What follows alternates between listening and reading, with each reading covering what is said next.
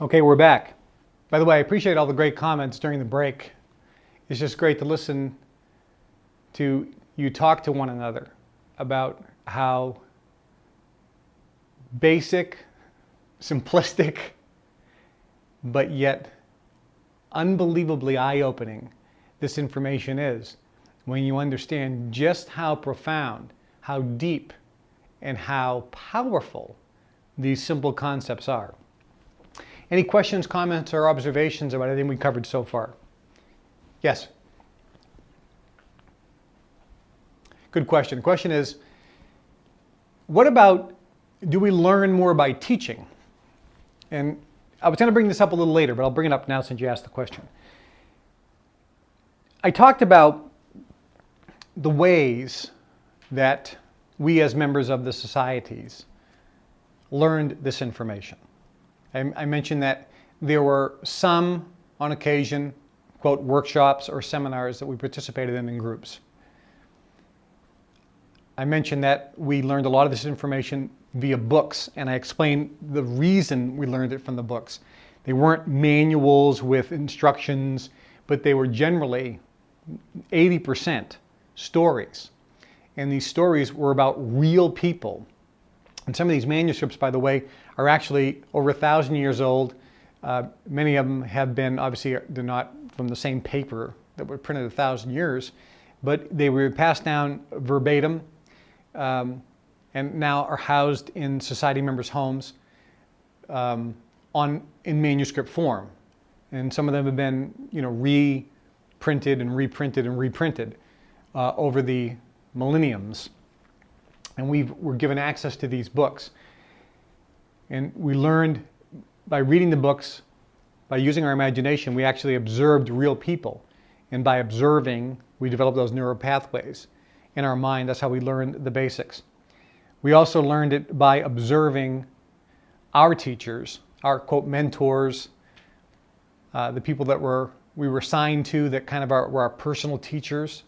We also observed other people who were in the societies and observed them, and we're always kind of on call for being questioned on what our observations were, because observations were very, very powerful. Obviously by doing it ourselves over and over at the conscious competence level. But there was also another method. But this happens later, and this is by teaching. This is overdone in today's society. Everybody wants to be a teacher. Everybody wants to teach a seminar, write a book, before they know anything. I mean, it's really unbelievable to me who's teaching stuff. It's like, why don't you learn it first before you teach it? And someone says, well, you learn it best by teaching. Well, you can't learn anything that you don't know by teaching it. Do you understand? You're just teaching wrong stuff. You're adding all of your old habits, all of your old patterns into the new material that you got. You turn around and teach it, and you muddle up the whole water. And I'll give you a perfect example of this. We used to play that game when we were kids. You get 5 or 6 people in a circle, and I would tell a short story, only 1 or 2 minutes long, and I'd whisper it into a person's ear. They would turn around and whisper it to the next person, who would then turn around and whisper it to the next person, who would whisper it to the next person, who would whisper it to the next person. And that person would get up and tell the story. And it was nothing like the story that I started with. You know what I'm talking about here? That's how the teaching method works today, with all of these people trying to teach stuff. So the problem here is, when I teach you, and then you turn around and teach that guy, before you know it, you're adding all your own garbage, and you're changing the recipe. And that's why the guy fourth down the chain, he ain't learning the truth. He's getting all wrong information. And this is the method of teaching today. That's why when you read most books, who do you listen to? Who do you listen to? This great teacher of wisdom and knowledge that got it from 4 mentors, who got it from their mentors, who got it from... all started teaching it to people before they learned it, before they knew it. before they've proven that it really works. And it gets muddled up all the way down the track. And that's why 99% of the books, that's another reason why 99% of the books and seminars and workshops that you're going to are not only a waste of time, but detrimental. Because they're giving you wrong information. And that wrong information is not on purpose in many cases. It's by well-meaning people. But you're not getting the true information. Yes, we get to the level of superior expertise or superior proficiency in this data when we start teaching it. But I can tell you, you're an apprentice. You're learning until the day you die. And you have to have that spirit of a student. You have to have a high teachability index till the day you die. You're always learning from somebody. But you're not teaching this stuff until you have really mastered it. And we never started teaching it until the mastery, the proficiency of the data was evidenced by the physical manifestations in the real physical universe. In other words, we could make the souffle. Okay? I kicked butt making that souffle thousands of times before I taught anybody else how to make a souffle. Do you understand that? So, some of you already are itching to teach this stuff. It's like, I want to slow down, calm down, because right now you still have 99.9% junk in your head and wrong neural pathways and screwed up knowledge. So you're adding this, you can't teach it yet. You need to master it yourself first by using the methods I taught. So, or I mentioned. Again, how are you going to learn this information, the basics? First, for you, it's CDs. This CD series, listen to it over and over and over and over again. You can listen to this 100 times. And on the 101st time, it's going to be like a brand new CD series. Why?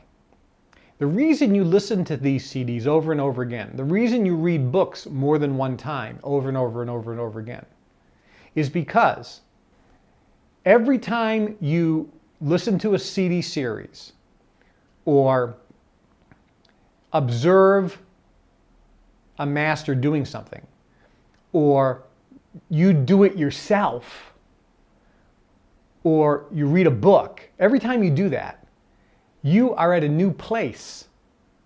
You have a different set of neural pathways at different sizes that are vibrating and attracting different things.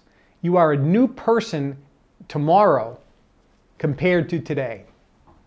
If you were to listen to this entire day's training tomorrow, it would be like a brand new experience because you're a different person and you're going to be receiving it differently and picking up different things. So the way that you learn this data is to listen to these CDs over and over and over and over and over and over. This is the key. If you miss this point, it's like, I love it when people say, I listened to, there's a couple great books out there. Okay, one is by Dale Carnegie, How to Win Friends and Influence People. That teaches specifically some techniques. So it's not as important, but it's a great book. I'll use this as an example. I go to people, have you read the Dale Carnegie book? Oh yeah, I read that. Oh, so you know, yeah, I know it all, I read it. When did you read it? Oh, I read that too. Well, I read that about 25 years ago. I go, they redid the whole book, you should read it again. Of course, they haven't read that. It's the same book. Guy reads it and goes, oh my God, yeah, they redid the whole book. It's like a brand new book. It's the same book, Charlie. You're different. You can't, it's like people say, oh, I read a book once. I listened to a CD once. I went to a seminar once. Really? If I said, hey, let's go to dinner tonight, you wouldn't say, oh, no, it's okay. I ate once in my life, 20 years ago. You eat every day. You feed your body every day. You got to feed your mind every day because you're growing. Your mind is growing just like your body.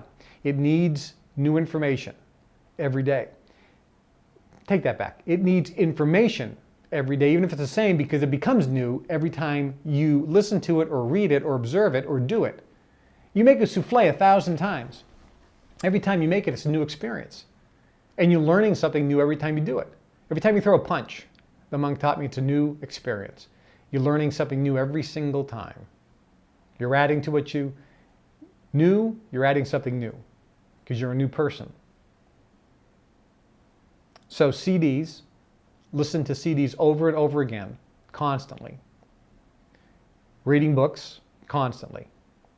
So for you, those listening to this at home, and those of you here, you need to be listening to these CDs over and over and over and over again so you can master the basics and master all the material. You need to be reading books over and over and over again. When you get to a certain level of mastery, and we'll know, there'll be a series of methods that we will employ so we can know which people who are participating in this gathering of knowledge and learning experience. We'll know which ones of you are ready for the next level. And the next level is that you can participate in some live training. Now, by the way, all of you here, don't expect that you'll automatically be invited to live training again. Ooh, some of you are like, huh? What do you mean? Don't I automatically, am I in the club? No. You have to qualify to be in the club. Just like I had to qualify to move up within the brotherhood. Just like a military person has to qualify to get, to become an officer and then move all his way up to general and then up to 1-star, 2-star, 3-star, 4-star, 5-star general. Just like you had to qualify in the Masons to get up to a 33 degree. Every person who passed the 3rd degree didn't make it the 4th. Every person who was at 20th degree didn't make it the 21st. Didn't get accepted. They didn't qualify. Why? Because they stopped understanding who they should listen to. Their teachability index was low. They were out of whack on the training balance scale. And they weren't unconsciously competent on the information that they already learned. See, if you've learned a certain amount of data, okay, we taught you how to make 5 dishes. Well, if you ain't a master at making those 5 dishes, we ain't going to teach you how to make a 6th dish here at the cooking school. Does this make sense? So for you, listening to CDs, reading books, then, if you qualify, you'll be invited to come to some live training.